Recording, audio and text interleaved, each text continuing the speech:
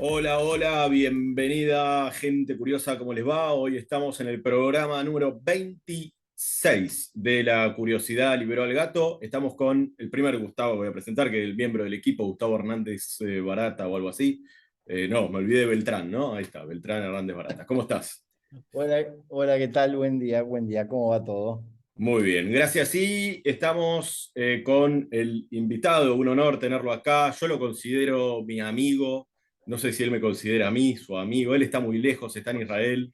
Es un escritor, es analista, he leído muchos de sus artículos, lo he entrevistado varias veces.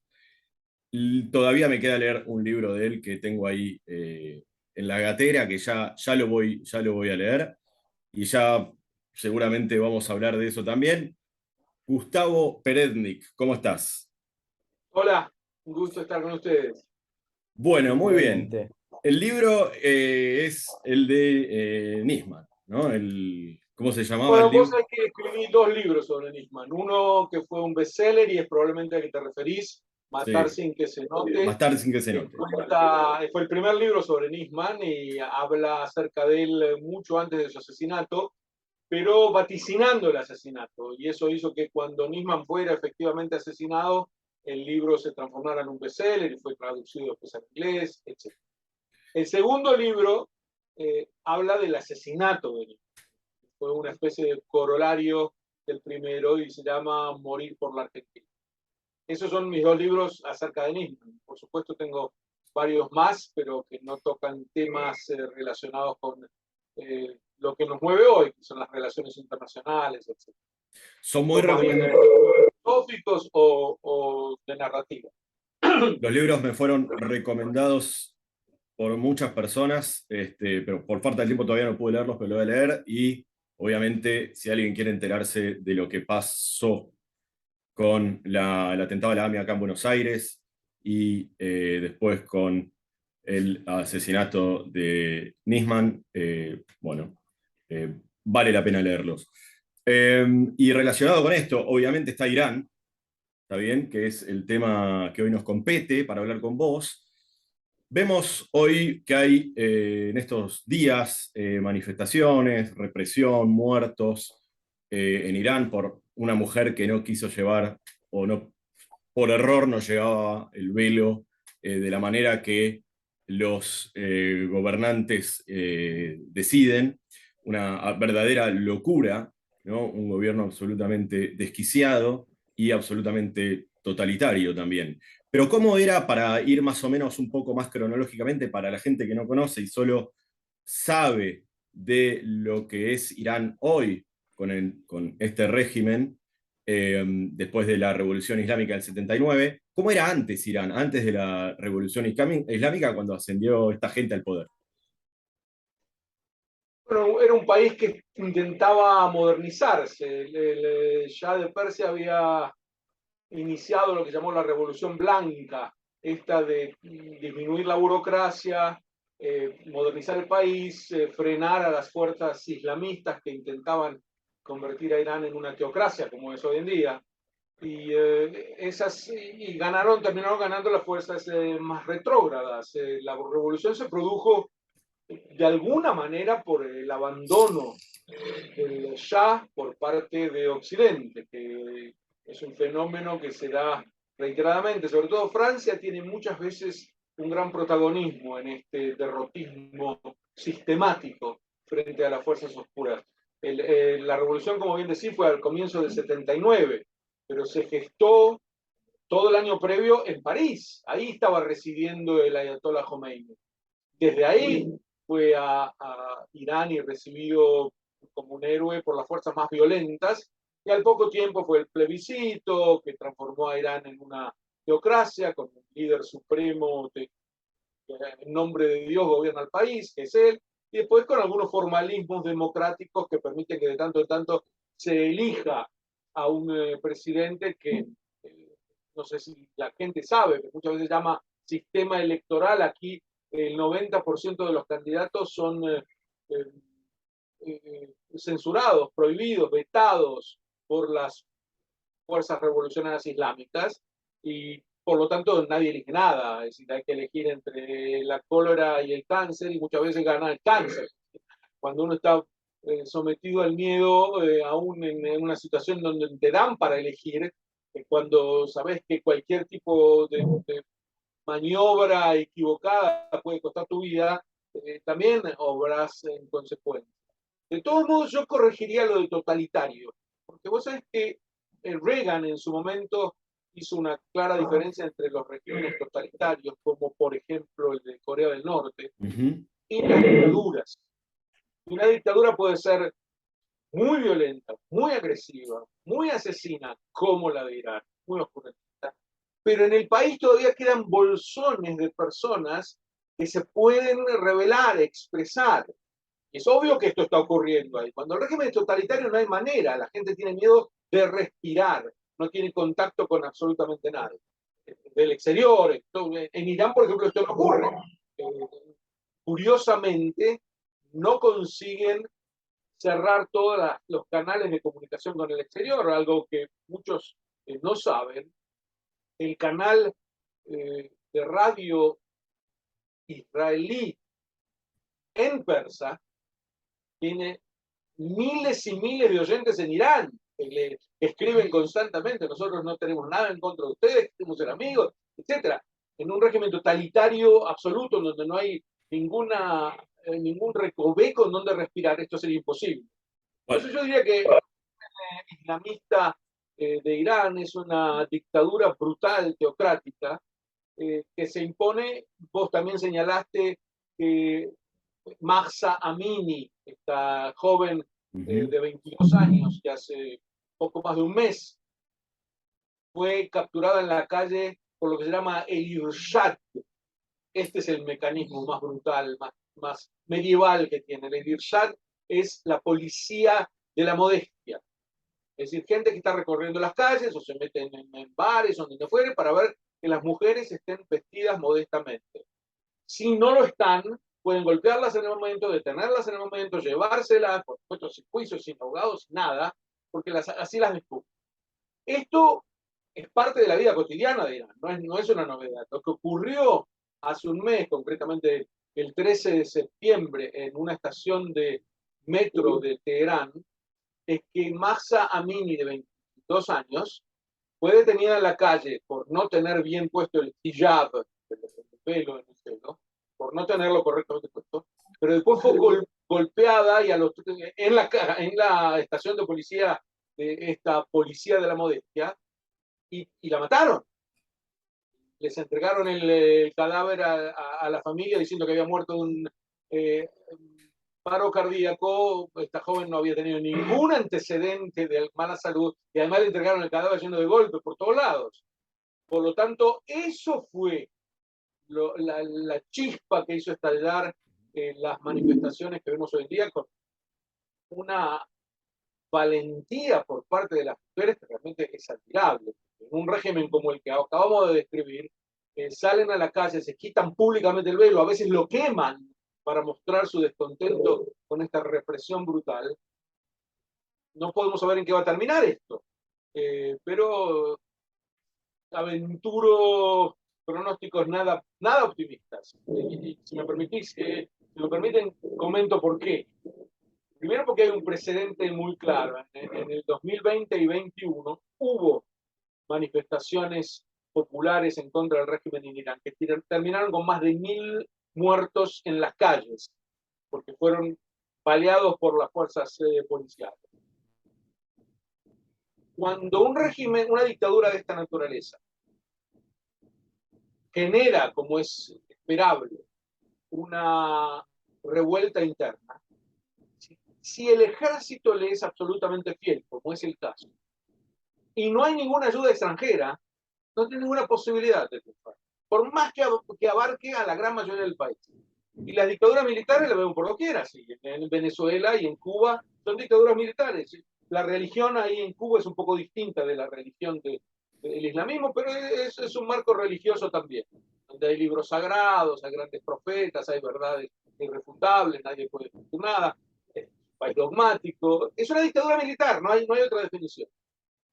por más que escriban canciones hermosas en Cuba y salgan a las calles a rebelarse y veas también la audacia de la gente, si no hay ayuda exterior, ¿cómo van a vencer al ejército armado hasta los dientes si ellos no tienen ningún arma? Es imposible. Y hablando, ustedes me hablan de la Argentina, alguien se preguntaría, ¿y cómo fue en la Argentina? Exactamente así. En la Argentina lo que hubo fue un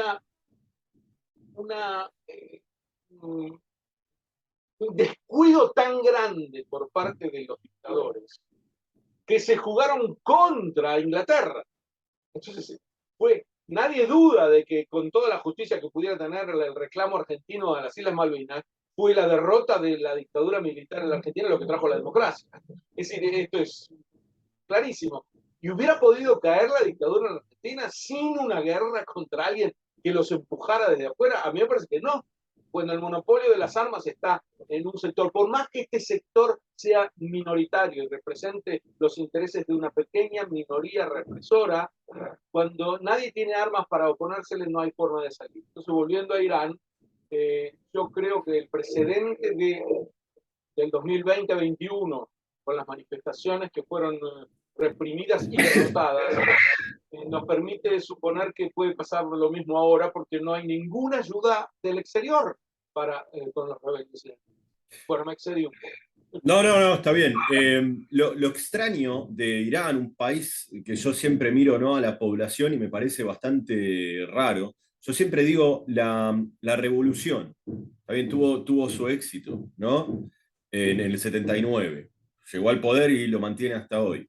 Ahora, la población, si uno ve las imágenes del Irán de antes de la revolución, era lo mismo que estar, no sé, caminando por una playa en Miami, quizás.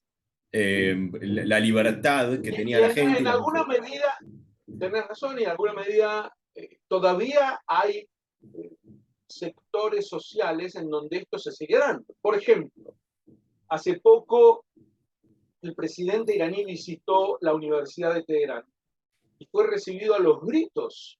Asesino. Es decir, primero, otra vez, la audacia, la valentía de estos estudiantes. Pero en segundo lugar, el hecho de que todavía la gente piensa. Es decir, no están absolutamente sofocados. Lo que da esperanza. Pero por otro lado, cuando uno dice, pero no tienen armas, ¿cómo se van a poner las armas del ejército? Bueno, ahí está el gran problema. Aún si no las usan las armas. Pero cuando hay un ejército armado frente a la nada, no hay forma. Si hay un ejército armado y ve que del otro lado también hay una amenaza concreta de uso de armas, ahí el equilibrio empieza a jugar en favor de las fuerzas más democráticas. Entonces, es cierto, Irán era un país que estaba civilizándose, occidentalizándose, bueno, y esas fueron precisamente las banderas que llevó el Ayatollah Khomeini en el 79 para tratar de eliminar esta occidentalización a la que veían como demoníaca. Transformaron al país en la primera revolución islamista, no hubo otra revolución islamista. Es decir, yo siempre diferencio entre Islam e islamismo. El Islam es la religión de Mahoma. El islamismo es un movimiento político que quiere imponer lo peor de la religión de Mahoma por la fuerza a todo el mundo. Y también destaquemos esto. Estas fuerzas brutales dictatoriales en general tienen un programa de hegemonía mundial. Pasó con el comunismo y pasó con el nazifascismo. No era solamente transformar el país, era transformar el mundo. Y era en los dos casos que cité, en uno era una guerra de clases, una lucha de clases, el otro era una lucha de razas, había que imponer a la clase superior o a la raza superior. En este tercer caso, que es el tercer totalitarismo, nacieron los tres más o menos en la misma época, a principios del siglo XX, y este es la religión superior. Hay que imponer la religión superior sobre los herejes en todo el mundo.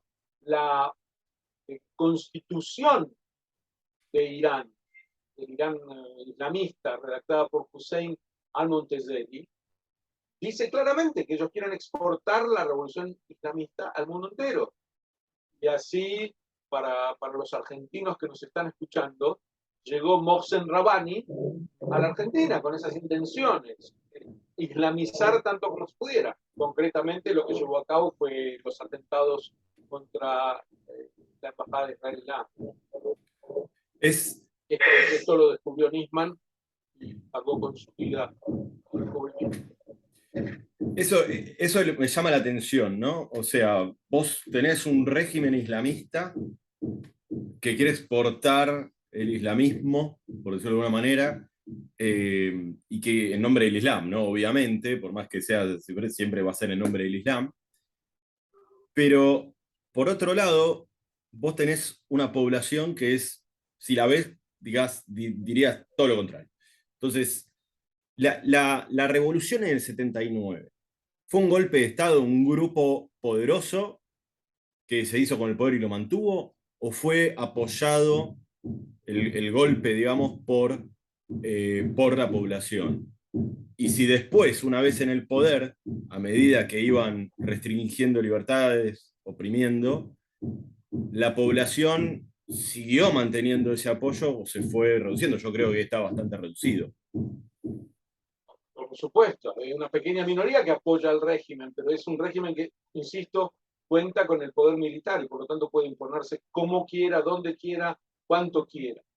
Es difícil medir el apoyo exacto que tuvo la revolución en su comienzo. Por lo que veíamos en las imágenes, se veían a millones de personas que veían a la revolución islamista como una especie de aure puro contra la corrupción y que iba a empezar una nueva época donde iba a haber mayores derechos, etc. Pero estos son los eslogans habituales de toda revolución, que empiezan con un envión positivo entre la población. La revolución cubana, que me parece que es comparable, primero porque son muy aliados Cuba e Irán, lo fueron durante mucho tiempo.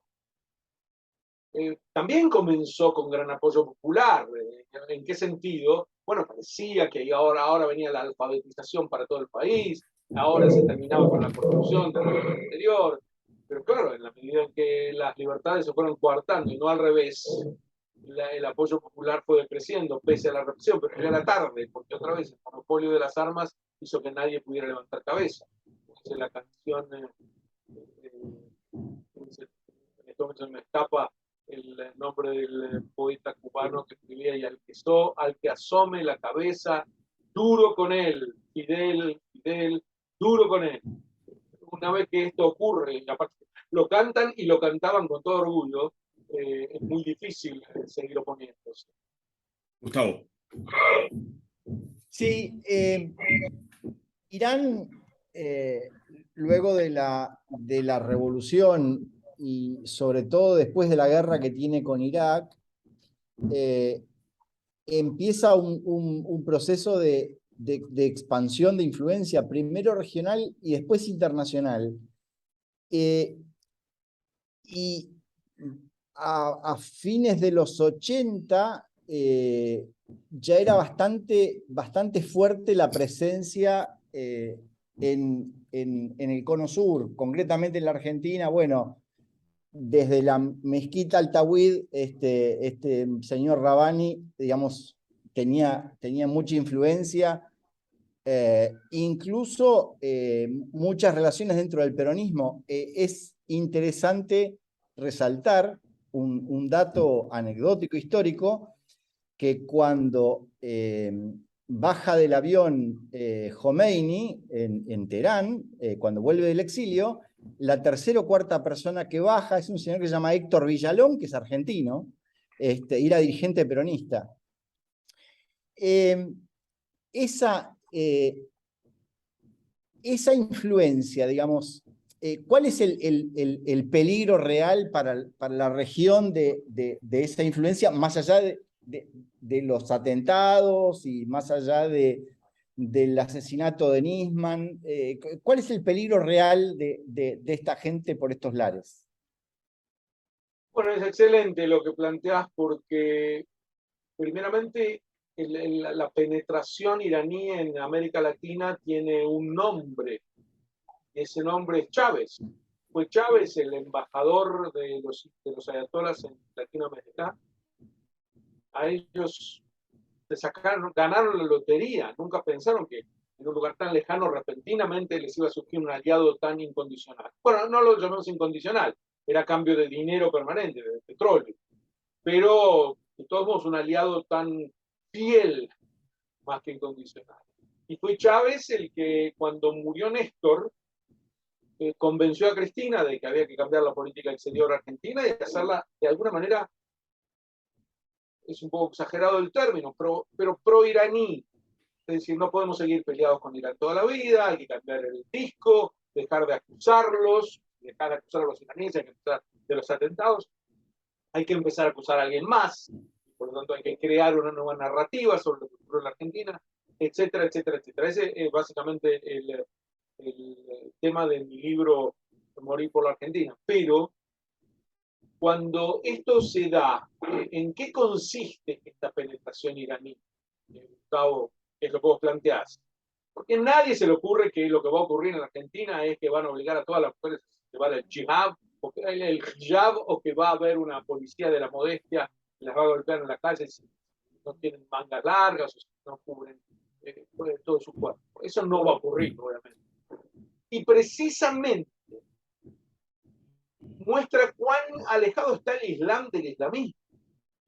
Porque el islamismo no busca imponer las normas del Islam, sino que busca imponer el vocabulario del Islam, el control del Islam. Es una cuestión de autoridad. ¿Quién tiene la autoridad del Islam? Entonces, y es también parecido a lo de a las revoluciones comunista y nazifascista. Yo siempre hago una comparación entre las tres, porque son los tres totalitarismos que surgen juntos. Cuando, después de la Primera Guerra Mundial, se produce en el mundo una especie de sensación de que hay que buscar algo que no permita el caos. La gente se empieza a aferrar a ideas más duras, más que se impongan, porque ya estaban cansados de la matanza imprevisible a la que se había llegado con la Primera Guerra Mundial. Y aquí empiezan a surgir estos tres totalitarismos, cada uno ofreciendo la religión superior, la raza superior, la clase superior. Pero básicamente lo que ellos quieren es poder. No importa tanto, digamos, se llenan la boca de todo tipo de grandes eslóganes, pero todo lo que quieren es poder. ¿Acaso la sociedad cubana es más igualitaria? Vos imaginate que todo lo que venden es igualdad, igualdad, igualdad. A mí me tocó hablar también en Cuba, un error de parte del régimen, no se dieron cuenta quién estaba llegando a hablar, pero el hecho es que caminar por el barrio de Vedado en La Habana y mirar los chalets imponentes que tienen los jerarcas del partido frente a cómo vive el resto de la gente en casuchas, te das cuenta de que si hay algo que no tiene esa sociedad es igualitaria. Todo lo que tienen para vender es la igualdad que lo arrolla todo, y eso es también lo que no te dan. Lo mismo pasa con el resto. Digamos, cuando te venden un eslogan de algo, lo dijo muy bien Néstor Kirchner cuando señaló: ser de izquierda te da fueros. ¿Recuerdan esta frase de Kirchner? ¿Qué quería decir esto? Una vez que vos te pusiste la etiqueta de que soy de izquierda, ya puedes hacer lo que quieras, robar todo lo que quieras, porque ¿quién va a venir a decir que vos no sos la encarnación de la moral y lo bueno principios si sos de izquierda? Este era el mensaje. Así que el peligro es el control. Cuando vos preguntás, ¿cuál es el peligro concreto? Es que controlen, es que además transformen a la sociedad en una sociedad violenta, en donde a la oposición se la empiece, a la gente que quiera seguir pensando, se la golpee dura, no con motivos islámicos, insisto. Nadie piensa que si las mujeres no se van a vestir al estilo islámico van a ser golpeadas, pero sí a las personas que empiezan a hablar en contra del régimen. Y ahí está el peligro, es un régimen enloquecido, que además bien señalaba Gustavo el tema de la guerra. Ninguno de ellos puede vivir sin guerra constante. El totalitarismo busca la guerra, efectiva o potencial, pero siempre hay que tener un enemigo externo, siempre, siempre, siempre. No hay un solo momento en donde digan cuánta paz que queremos vivir con nuestros vecinos, para nada. La guerra tiene que estar siempre ahí. ¿Por qué? Porque como no producen lo que prometen, como no satisfacen las necesidades básicas de ciudadanos, todo lo contrario, a alguien hay que echarle la culpa. Está prohibido echarle la culpa al régimen. Entonces hay que buscar inmediatamente el enemigo perfecto.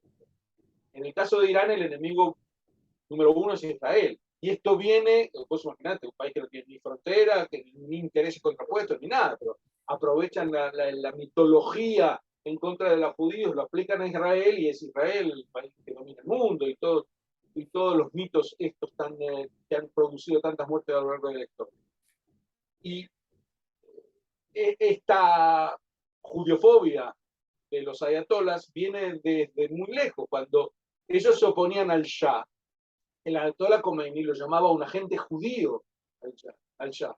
La idea era, nosotros nos estamos, entre comillas, defendiendo de los judíos, algo parecido a lo que hacía el nazifascismo. Nos defendemos, estamos atacando permanentemente, ponemos bombas por doquier, pero nos estamos defendiendo. Por lo tanto, si tengo que resumir, como ustedes ven, no soy muy tímido en responder. Si tengo que resumir la pregunta de cuál es el peligro real es que una banda de teócratas violentos adquiera poder en Latinoamérica. Cuanto más poder tengan, es para asustarse. No porque van a ser islamizados nuestros niños por la fuerza, sino porque van a ser sometidos a un poder violento que no tiene ningún escrúpulo en matar, torturar y violar todo derecho. Quiero agregar esto a lo que vos decías justamente de si se quiere, la alianza que hay entre lo que hubo, perdón, entre los nazis y los islamistas, y también entre los islamistas y los comunistas hoy, como con Chávez. Pero en su momento también Adolf Hitler fue un aliado de al-Husseini, ¿no? Que era el mufti de Jerusalén, y creo que no hay una casualidad, y ¿no? Obviamente con diferentes intereses, pero un interés en común por lo menos, que era el exterminio de los judíos, ¿no? Esa máxima de la política de La los judefobia enemigos de mis ocupa un lugar enemigos. central. La judefobia ocupa un lugar central en todos ellos, es obvio y tenés razón. Pero iría más, la revolución islamista en Irán no la hicieron solamente los islamistas, fue con el apoyo de la izquierda, el Partido Comunista, concretamente el PIB, se sumó a esta revolución y terminaron proscriptos, por supuesto. Los nazis también. La Segunda Guerra Mundial empezó una semana después de que firmaran los nazis y los comunistas el famoso tratado Molotov-Ribbentrop de no agresión, que permitió que invadieran Polonia de uno y otro lado. Que esto es patente en la historia. Los totalitarismos se unen, después compiten entre ellos porque quieren ganar el poder. Y cuando terminan diciendo nunca abandonaremos la revolución, que son básicamente mensajes paralelos en Irán y en Cuba de hoy, y en Venezuela, Maduro permanentemente dice la revolución nunca la abandonaremos. ¿Qué quiere decir con la revolución nunca la abandonaremos? Ahí está el peligro. La manija, el poder, el dinero, los recursos. Esto es lo que nunca abandonarán. En pocas palabras te están diciendo, nosotros vamos a seguir robando toda la vida y olvídate de la posibilidad de que no estemos más aquí. A eso llaman la revolución. Y nosotros tenemos que hacer la veña y decir, bueno, eso les da juegos. Ahora, es muy interesante el tema del régimen iraní, porque el régimen iraní, ¿no?, cuelga homosexuales, persigue a las mujeres, no hay libertad de expresión, o sea, cualquiera que sale a sacarse el velo o le apuntan con un arma, directamente le disparan, o el que tiene un velo, una mujer que tiene el velo más o menos mal puesto, la terminan asesinando. Ahora, el progresismo, digamos, el feminismo, que dice defender los derechos de las mujeres en los países donde más derechos tienen, ¿no?, o de los gays en los países donde más derechos tienen, incluso pueden casarse y tener una vida como tienen que tenerla, como cualquier otra persona, y viven protestando. Y bueno, acá en Buenos Aires a veces van las feministas a defecar a la catedral, y pintan iglesias porque lo consideran conservadores y opresores, y sin embargo, no valga esta frase medio contradictoria, pero se escucha el silencio, ¿no?, muy grande, incluso en los medios de comunicación, de todo esto que está pasando en Irán, porque, bueno, ahora hay protestas muy masivas, entonces como que algo tienen que decir o algo tienen que informar, porque hay protestas muy masivas. Pero si no, esta cosa no se informan, nadie se queja, nadie protesta, en un país donde esos derechos son, decir, reprimidos es poco. ¿Por qué sucede esto? Progresismo, entre comillas, es la gran religión de hoy en día. Primero que planteemos un tema muy claro, el comunismo fue siempre anti-gay. Castro lo admitió, dijo, yo en un libro que tengo escrito con Alberto Venegas Lynch, desarrollo un poco este tema, se llama el libro Autopsia del Socialismo. Castro decía, nosotros reprimimos y perseguimos a los gays en Cuba porque estábamos muy ocupados en otras cuestiones. Se ve que siguió ocupado durante mucho tiempo, porque la represión continuaba. Así que no es que ellos tengan una postura de defensa de minorías. Ellos saben quién es su enemigo, a quién quieren destruir. Todo lo demás cabe. Y quieren destruir a su enemigo, que es Occidente, porque no pueden competir con él. ¿Cuál es la única manera de un régimen como el de Irán o el de Cuba para ponerse a la altura de los logros de Occidente? ¿Cuál es la única manera? Destruir estos logros. Ellos nunca van a poder avanzar hacia una sociedad parecida en derechos humanos, en libertades y en prosperidad, como las sociedades occidentales, y por lo tanto las quieren destruir. A eso se dedica el progresismo hoy en día, el llamado progresismo, a destruir lo único que no es relativizable. Ustedes saben, el progresismo relativiza todo, es decir, llevan esto a sus extremos, toda idea es relativizable, por eso el hecho de que los iraníes decapiten a los homosexuales no es más que una manifestación cultural de otro país y así hay que aceptarla. Lo único que no es relativizable son los pecados de Occidente, esto es absoluto, y ahí salen ellos a atacar. Son fuerzas eminentemente destructivas, los tres totalitarismos que citaba antes, y el progresismo de hoy, que en buena medida los combina. Y no tiene un proyecto concreto y visible sobre lo que quiere. El proyecto visible sobre lo que no quiere, sobre lo que va a destruir. Si traes el dato repugnante de ir a despejar a iglesias, creo que lo ejemplifica excelentemente. Yo voy ahí con el peor de los gustos y en ese momento muestro lo peor de lo peor en un lugar específico al que quiero destruir. Pero no es que en lugar de eso propongo otra cosa mucho mejor. No, nada, destruyamos. Esa era la idea. Ese era también el diario del revolucionario en la Rusia anarquista. Lo que hay que hacer es destruir. Ya las futuras generaciones se van a dar cuenta de cómo hacer para reconstruir una vez que todo esté destruido. ¿Cuál es la relación de China con Irán? Es compleja, diría yo. Es difícil hablar de... Aquí también, más que relación, hay intereses. En la medida en que... Cuando hablamos de Irán, además, estamos hablando de la cuarta potencia petrolera mundial. No estamos hablando de Andorra. Por lo tanto, aquí lo fundamental para cualquier país es mantener una relación buena. Imagínense, Gustavo y Leandro, que la República Argentina recibió atentados en su territorio que la justicia argentina señala como perpetrados por Irán y nunca rompió relaciones con Irán. Hasta el día de hoy hay una embajada de Irán en Buenos Aires y una embajada argentina en Teherán. Esto creo que debería entrar al libro Guinness de récord. Nunca rompió relación con el país que la agrede. No hay embajador. No hay embajador, es cierto, pero hay embajada. No rompió relaciones, sino que bajaron el nivel para que no resalte tanto. Está el chargé d'affaires, el encargado de negocios. Con todo, en el caso de los chinos, los intereses económicos son los que van a prevalecer. En la medida en que Occidente se muestre tan débil como se está mostrando hoy en día, nadie hace pactos con los débiles. Y China huele rápidamente por donde pasa el poder. Y aquí es donde las fuerzas suicidas de Occidente son las que llevan finalmente a los tres totalitarismos que mencionaba antes al poder. Porque Irán estaba al borde del colapso.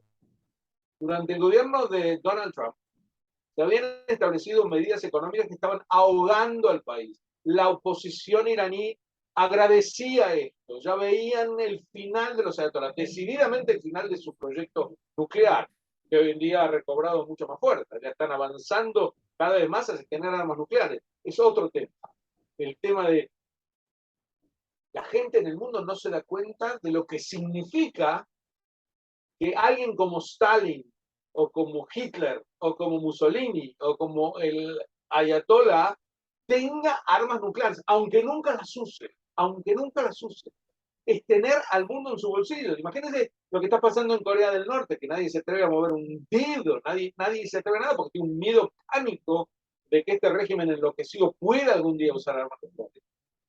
Peor todavía va a ocurrir si Irán llega a tener armas nucleares. Y el proyecto iraní de armas nucleares está cada vez con más fuerza, más acelerado. ¿Por qué?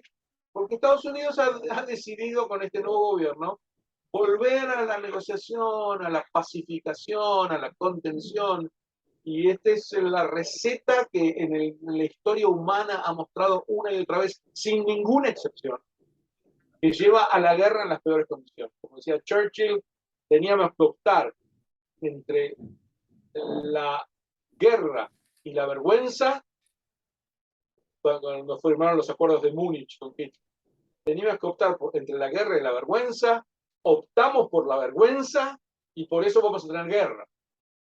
Esto es exactamente lo que se da permanentemente. Sometete a las fuerzas más diabólicas y en ningún caso se van a moderar. No existe tal cosa como un régimen hegemónico que quiere dominar el mundo y que tiene una ideología globalizadora, violenta, de superioridad, que se va a moderar en algún momento gracias a las sesiones. Y es lo que está ocurriendo hoy con Irán. Y cuando decía antes que fueron los franceses los que permitieron que el ayatollah se fortaleciera, Francia, la Unión Europea en su conjunto, especialmente Francia, diría, juega un rol patético. Son especialistas en ceder, en rendirse, en huir, en el derrotismo máximo, en inmediatamente tratar de apaciguar, y consiguen siempre todo lo contrario y nunca aprenden la lección. ¿Con Rusia sucede algo similar? Rusia, ¿Con Rusia sucede algo similar? más complicado todavía, porque Rusia en este momento está dedicada a fagocitar Ucrania y necesita aliados desesperadamente porque ha perdido la mayor parte de sus simpatizantes en el mundo, con excepto de los progresistas. Otra vez, ahí tenés la cara visible de la estupidez, pero el hecho es que en estos momentos lo que Rusia está buscando es quién es aquel que pueda apoyarlo más en sus esfuerzos bélicos. Irán lo puede apoyar mucho mejor que cualquier otro país, porque el resto de los países por ahora no quieren ayudar a la campaña de tragarse a Ucrania. Y aparentemente la tecnología que les está brindando, que es la parte de drones, les está funcionando muy bien, digamos. Exactamente. De ahí entra también el caso de Israel, que intenta por todos los medios mantenerse más allá de los conflictos, pero lo arrastran a ellos constantemente. ¿Cómo se puede solucionar, cómo se puede frenar a un régimen como el iraní, que amenaza tanto al mundo, pero también obviamente toda la gente que vive en Irán y quiere vivir tranquila no puede hacerlo? ¿Cómo se lo frena? ¿Se lo frena solo con una invasión, con ayuda extranjera a la gente que se protesta? La invasión costaría miles y miles y miles y miles y miles de vidas, sin duda. Sería una guerra cruenta como pocas. Y además que uno no sabe qué tipo de reacción pueden tener, porque esta gente son iluminados, creen que Alá va a ayudarlos en todo momento y no hay forma de detenerlos. A mí me parece que lo que estaba ocurriendo durante el gobierno de Trump era lo que los iba a llevar al colapso. Del mismo modo como llevó al colapso de la Unión Soviética la guerra espacial a la que los obligó el gobierno de Ronald Reagan. Finalmente terminaron ahogados. La Unión Soviética colapsó con 3 muertos. 3 muertos, ¿te acordás?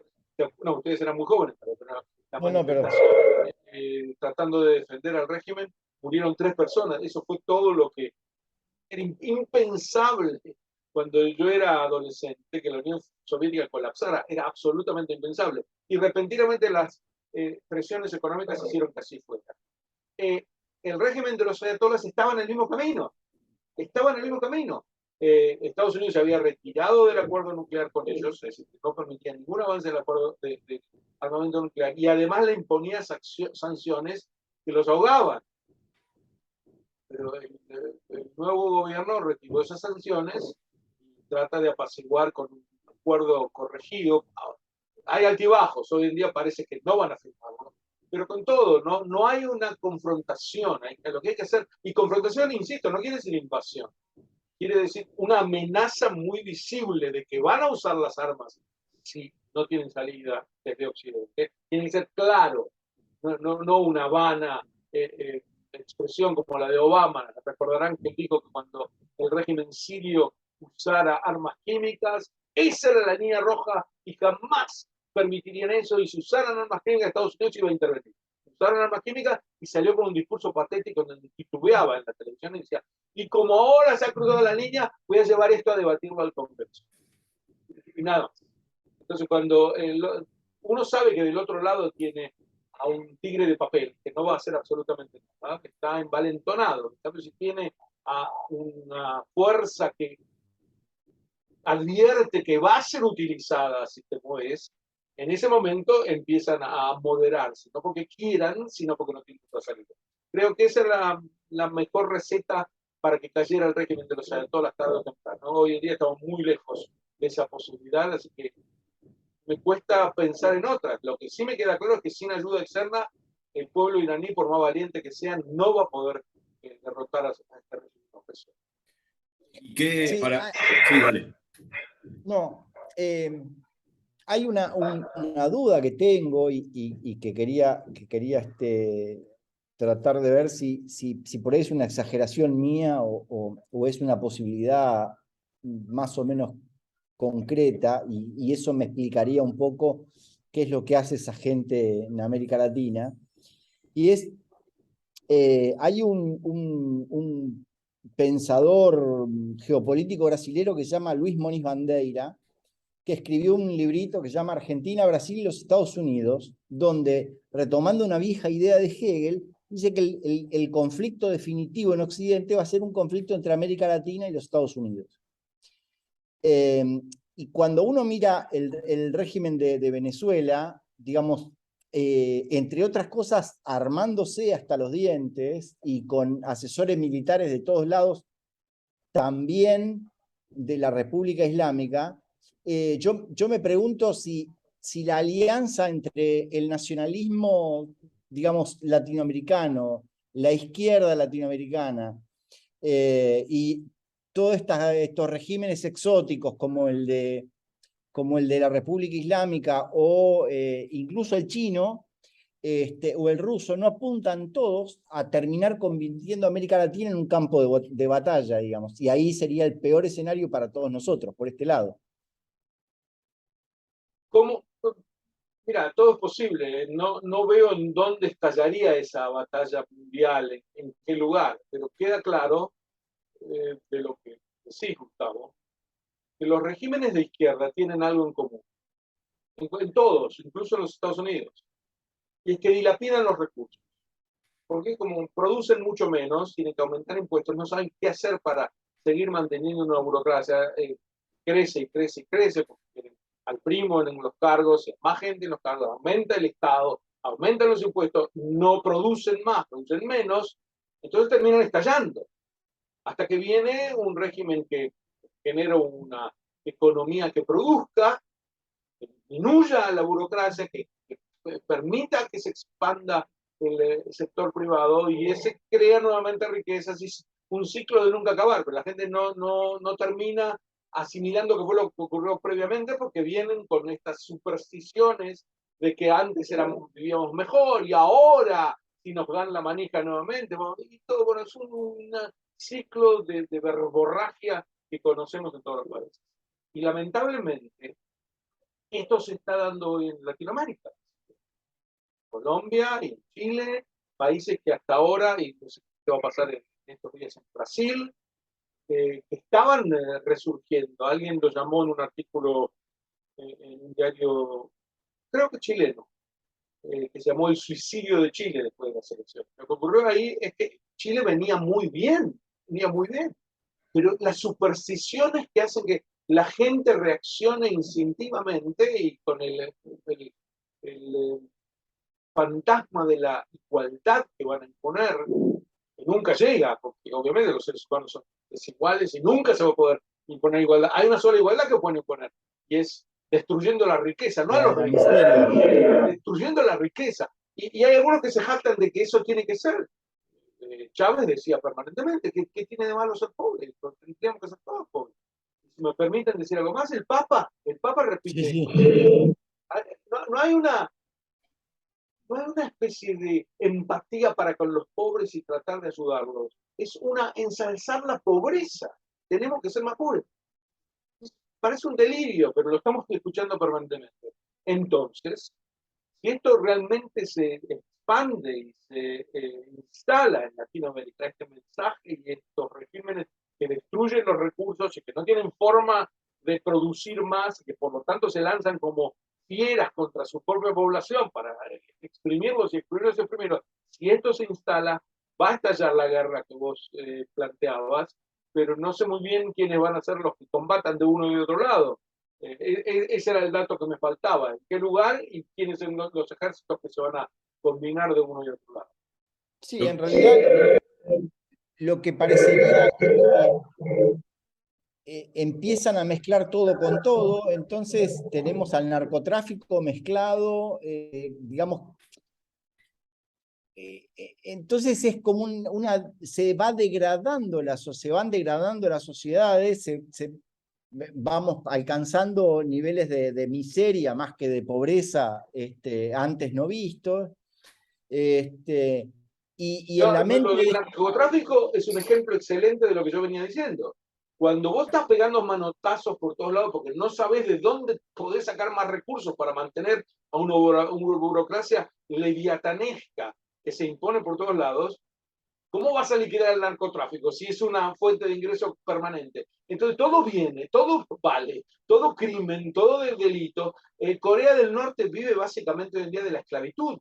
Mandan a sus propios ciudadanos a trabajar en otros países, el Estado cobra el salario y de ahí viven, porque no producen. Entonces, cualquier medio termina siendo válido, aun cuando no te lo propongas desde el comienzo. Cuando no tenés más cómo mantener un país porque no producís, en ese momento el narcotráfico también sirve como escapatoria. Lo que yo veo en común es que más que también, además, no más que, además de, digamos, difundir la igualdad, también difunden el resentimiento, sea por el lado, como dijimos, de la raza en su momento, del lado de la religión o del lado de la economía, o todo junto, ¿no? Porque yo creo que los iraníes como que mezclan todo, ¿no? Las tres cosas. Me refiero al régimen, ¿no? Iraní. Hay mucho, ¿no? De generar resentimiento justamente para que vayan. El culpable no soy yo, es él, ¿no?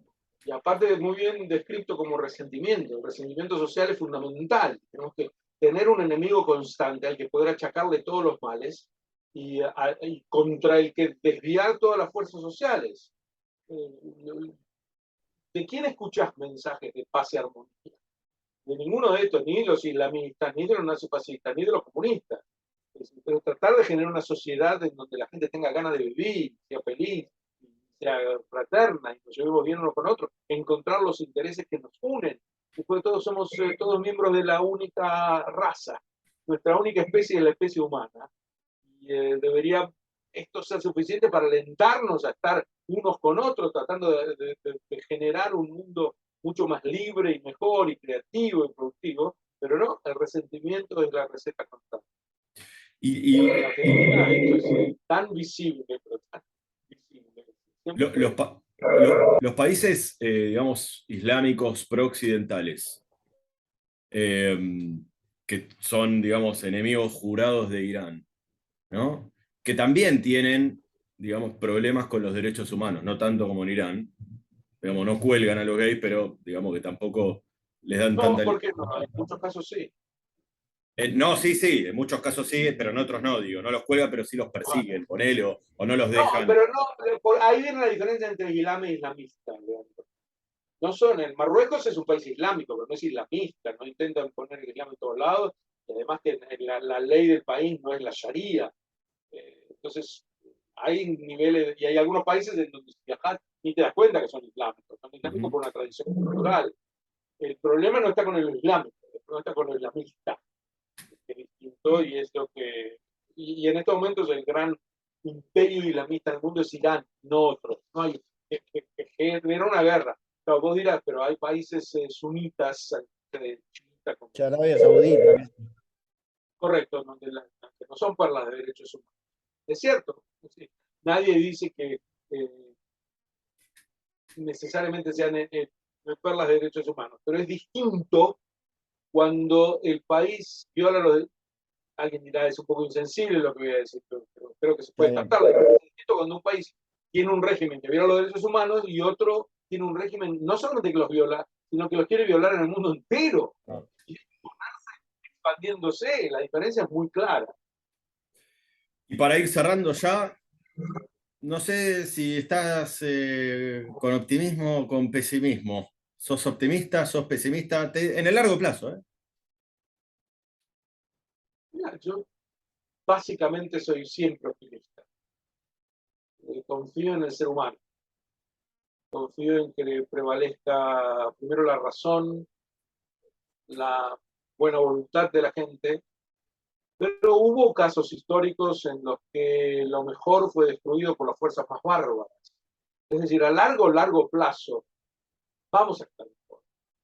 La pregunta es cuánto nos van a matar y hacer sufrir las fuerzas retrógradas postergando ese estar mejor. Por lo tanto, yo a largo plazo soy pesimista, pero no podría decirte cuándo ese largo plazo va. ¿Qué dije? ¿Optimista? Pesimista, no, optimista, optimista. Sí. Soy optimista, pero no sé cuál será el plazo que ese optimismo va a efectivizarse. Con todo, nuestra misión en la vida no es estar mirando siempre el final, sino cumplir con nuestra tarea hoy, saber qué hay que hacer hoy, mañana, cuál es nuestra misión aquí. Y en ese sentido, las fuerzas del mal son muy visibles. Y no sumarte a ellas no es suficiente. Porque aquellos que están permanentemente, como bien decías vos, atacando a las sociedades que más respetan los derechos humanos, están jugando por las que menos los respetan. Está claro. Cuando vos de dos equipos estás victoriando a uno solo, estás atacando al otro. O al revés, cuando estás atacando a uno solo, estás victoriando al otro.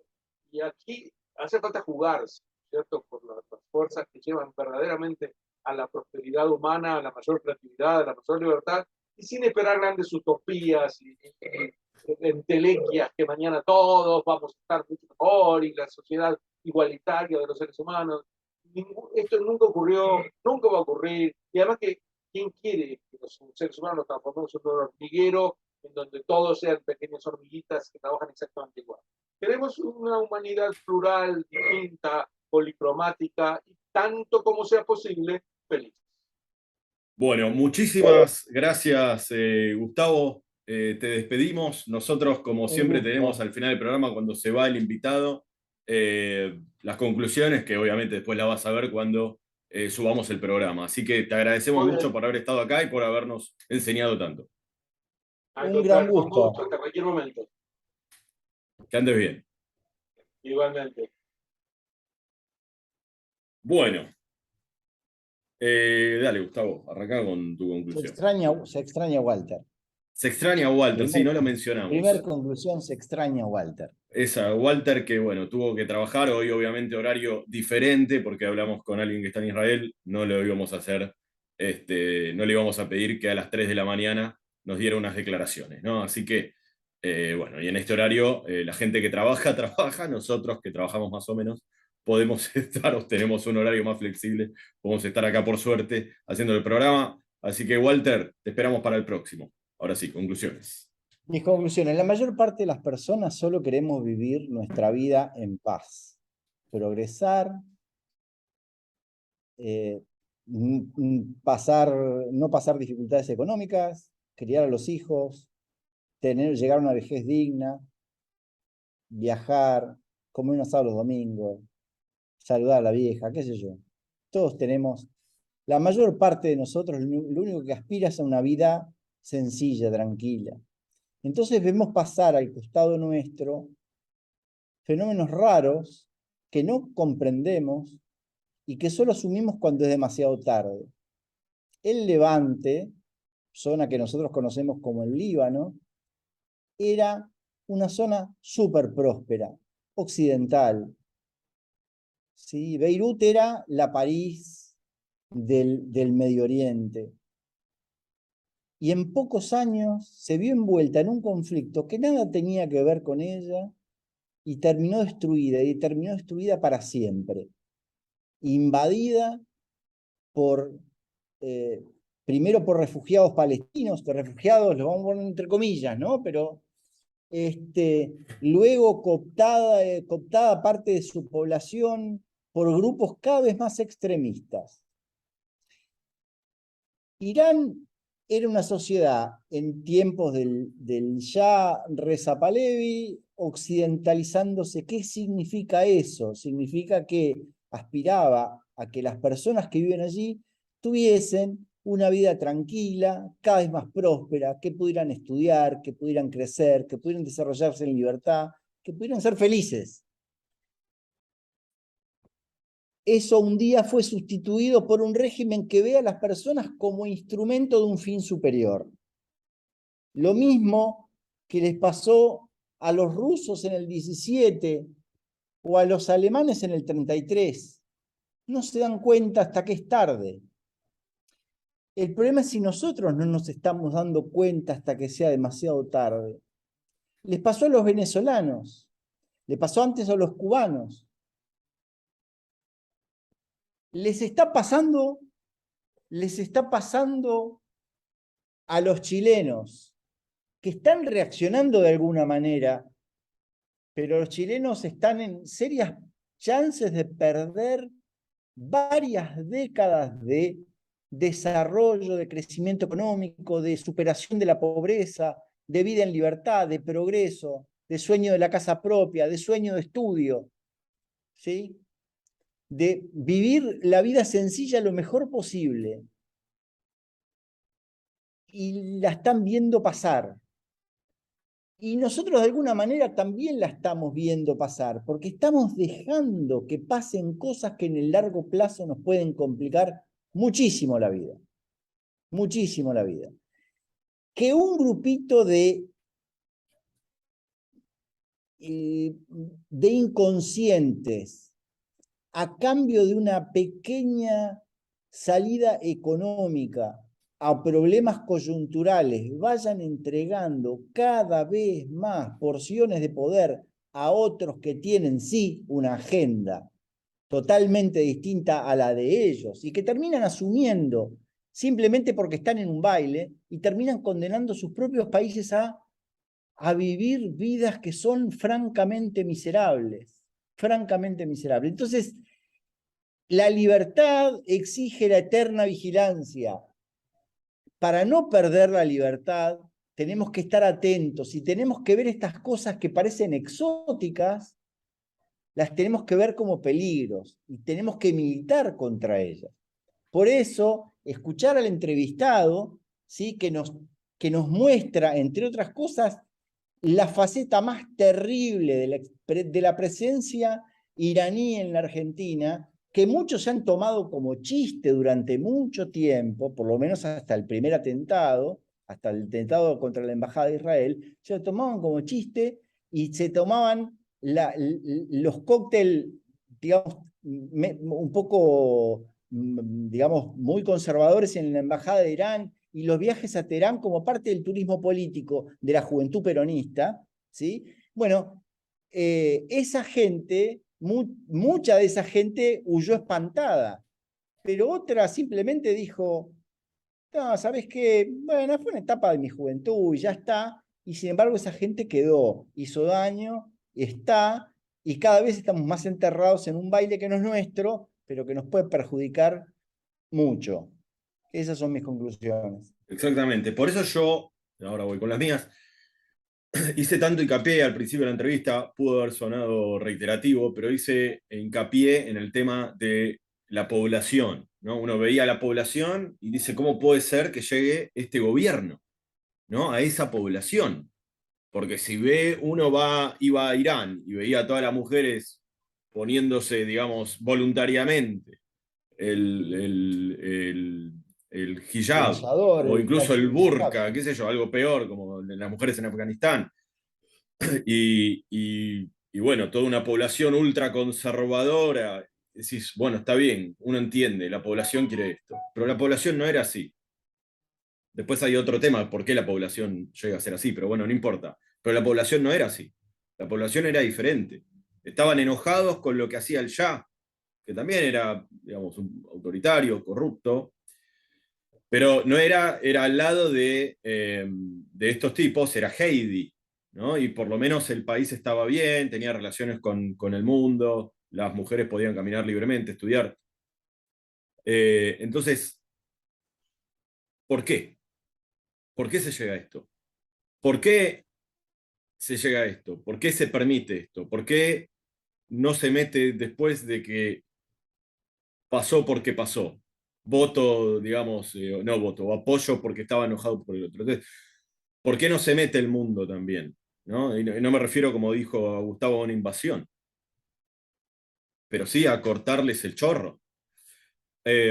Porque yo digo, nosotros podemos tener diferencias, Disculpame, obviamente. pero, Sí, disculpame, pero, perdón, pero te quiero agregar algo. Arriba encima tenés un pedazo de los libertarios de Estados Unidos pidiendo sí. que no haya intervención en los asuntos internos de Irán, como si el atropello a las libertades fuese un asunto de otros.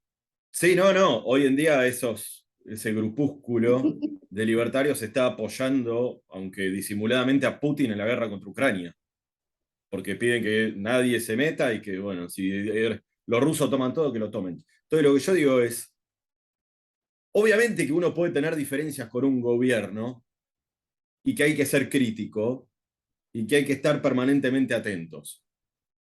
Pero uno tiene que poner en la balanza y ver a quién yo le puedo reclamar, por lo menos, para ir obteniendo más libertades y seguramente obtenerlas, a un gobierno más occidentalizado, digamos, ¿no? Que como los países, como yo hablaba de los países islámicos prooccidentales, está bien por cuestiones de poder y qué sé yo, pero al ser más prooccidentales, uno ve que van muy de a poquito, pero liberando cositas. Cositas que nosotros damos por sentado, como una mujer puede manejar un auto. Pero bueno, hoy en día se está permitiendo. En un país así, eso es mucho. Y si siguen por ese camino, si siguen por ese camino, quizás se va a lograr la mayor cantidad de una libertad que hoy ni pensamos que pueda llegar a tener. Entonces, hay que criticarles lo que hay que criticarles a estos gobiernos para obtener mayor libertad. O a estos gobiernos, o a estas sociedades, o lo que sea, occidentales.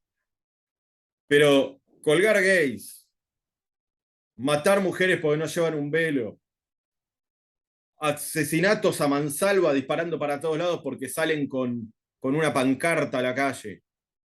Eso es lo que ahí es donde hay que poner la lupa especialmente. Porque si nosotros vamos a criticar a este lado porque, no sé, están prohibidas las drogas, yo estoy a favor de la legalización, pero hoy en día ya vamos a tener, digamos, tiempo o podemos destinarle un poco de pensamiento, concentración y tiempo a eso. Es decir, muchachos, si ustedes dicen la libertad de mi propio cuerpo es fundamental. Está bien, es una contradicción, no está bien analizado el asunto y quizás un poco el conservadurismo, quizás irracional, pega ahí. Pero no es nada ni comparable a cómo se vive en Irán o el peligro que representa Irán para el mundo. Es muy grave. Entonces, es ahí donde hay que poner especialmente la lupa. Y yo le preguntaba a los progresistas, digo, progresistas, ¿qué les pasa? ¿Qué les pasa? En el conflicto israelí-palestino defienden a regímenes totalitarios que les cortarían la cabeza de un día para el otro, porque por su espíritu crítico, por su forma de vida, les cortarían la cabeza. En Israel no, está bien, Israel tiene su defecto, hablemoslo. Critiquemos lo que haya que criticar, pero por favor no te olvides del otro lado, porque te vas a dar cuenta, vos para darte cuenta a quién tenés que apoyar uno por sobre otro, sin dejar de criticarlo, repito, sin dejar de criticar lo que hace mal, es dónde vos vivirías. ¿Qué país elegirías para vivir? ¿Te irías a Irán? ¿Te irías a Cuba? ¿Te irías a Ramallah, a los territorios palestinos? ¿Te irías? No. ¿Te irías a Estados Unidos? En el Medio Oriente seguramente elegirías a Israel. O quizás, bueno, hoy Emiratos Árabes Unidos, pero también ahí hay. Los derechos humanos están como no muy respetados. Por más que sea al lado de Irán un paraíso, ¿no? ¿Qué elegirías? Bueno, trata de el lugar donde vos elegirías para vivir es el que, digamos, menos tenés que criticar, ¿no? Y una vez que terminemos con toda esta locura que sucede en Irán, ahí ya podemos poner todas nuestras fuerzas en realmente mejorar lo que hay que mejorar en Occidente. Así que bueno, por eso Gustavo hoy creo que eso lo dejó clarísimo. Así que bueno, esas fueron nuestras conclusiones. Sáquenla de ustedes. Gracias por estar ahí. Voy hoy ahora a empezar por el sitio web, que siempre nunca lo mencionamos. Es la curiosidad liberalgato.com. Pero también estamos en las redes sociales, en todas. Y también, salvo TikTok, no, es demasiado joven para mí y para nosotros. Estamos en las redes sociales, estamos obviamente, nos pueden escuchar acá en YouTube, donde les pido que ahí tienen el botón para suscribirse, nos ayuda mucho a seguir, y si no, en Anchor y Spotify, y se pierden vernos nuestros bellos rostros y solamente escucharnos como en un programa de radio. Así que muchas gracias por estar ahí, será hasta la próxima, como siempre, chau chau. Chao, chao.